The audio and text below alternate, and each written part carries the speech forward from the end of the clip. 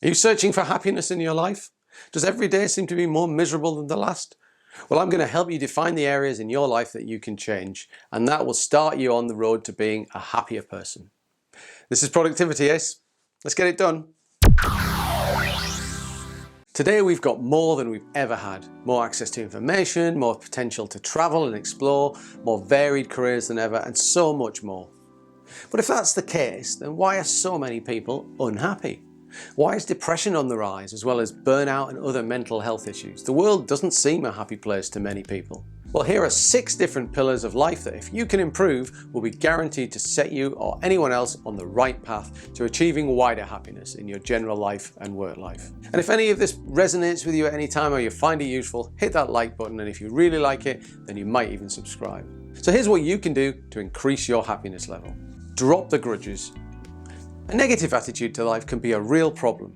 People that harbour grudges or resentment regularly score poorly on life satisfaction tests or evaluations. We all have different interactions with people in our work and personal lives, and it's vital that we don't cling on to the issues where people have wronged us.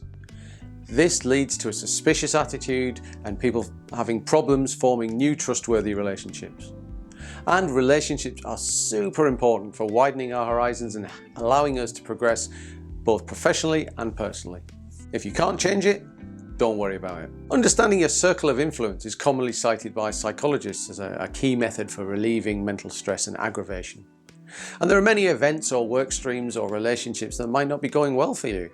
Or you might have had a big change happen in your life, either positive or negative, and you're struggling to cope with it. And that can cause stress, it can cause worry, and it can almost overwhelm to the point of paralysis. It's easier said than done, admittedly, but it's vital to analyse and understand exactly what you can and what you can't influence or control in your life. And if your source of worry turns out to be something that you can't influence or control at all, then common sense would dictate that there's no point worrying about it. Again, much easier to say than do, but once you can accept and really cooperate with life, then the mental burdens ease significantly. Live now, not in the past. Similarly to the circle of influence that we just mentioned, the other things that you can't change are the things that occurred in the past. The past can be painful, and those failures and mistakes will never be erased. They'll be with you forever. And while it's perfectly okay to remember and reflect on wrong decisions and consequences that may have arisen from them, there's absolutely no reason to continue to beat yourself up about it anymore. You've done that, and it's gone. What you can do is recognise and learn from the mistake, so that you won't repeat it. But living in the past and continuously paying the penalty for those previous mistakes is a common characteristic in people that suffer from depression and mental health issues. So try and accept your mistakes, do your time, and move on. Don't put yourself under too much pressure. So everybody wants to be great. Everyone wants to be a good person. Everyone wants to do well at work, achieve in the fundamentals of life and career. But it doesn't always happen. In fact, it usually doesn't happen. I think it's critical to understand what that means. What is the it here? Because whether it happens or not is down to you. It's down to you defining what it actually means and how realistic it is. Achieving goals is way harder to do when those goals are so sky high that realism has to take a back seat. We all need to ensure that the expectations we have of ourselves are realistic. That doesn't stop them from being challenging or even right out there, but we have to allow ourselves the opportunity to succeed. So, setting realistic goals that you've got a clear path to achievement means you'll be much more inclined to meet and surpass your own self-expectations. It's that gap between expectation and ability that creates the feeling of inadequacy. If you've set yourself too high a goal, you're going to never achieve it. Don't self-pity when you get a raw deal. So nobody, and I mean nobody, gets through life without some kind of misfortune or misery. That's what it's like. It's what we signed up for. And unfortunately, some people do indeed get more than their fair share of bad things happening to them.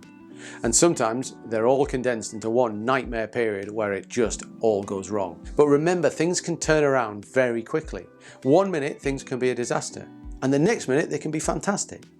And if things are going great, then don't get complacent either. It can swing the other way just as fast. Positive people tend not to dwell on the negatives when they happen. They tend not to self-pity. They tend to instead look for ways to respond, make more decisions, and keep moving forwards. It's very hard to do, but if you can avoid the self-pity, then you'll be freeing your mind to concentrate on making a difference to a more positive future. Finally, stay connected to the living world. When things get rough, there's always a temptation to withdraw into your own world, seek solace in your own company, shut people out. Remember not to shun those that are trying to help. Don't avoid the people that can help bring you back. When things get stressful, there's always a natural temptation to withdraw from society. Everything seems a chore and hard to do. But if you can open up rather than close down, you'll find that there's a lot of people and a lot of resources that are just waiting there to help you. If you're affected by unhappiness and depression, then I hope this video helped. Remember, there are plenty of professional organizations filled with people who want you to be happy and can point you in the right direction. Check the links in the description for some valuable resources. Mental health isn't something to suffer in silence with. There's lots we can do. So thanks for watching this one. We'll see you next time.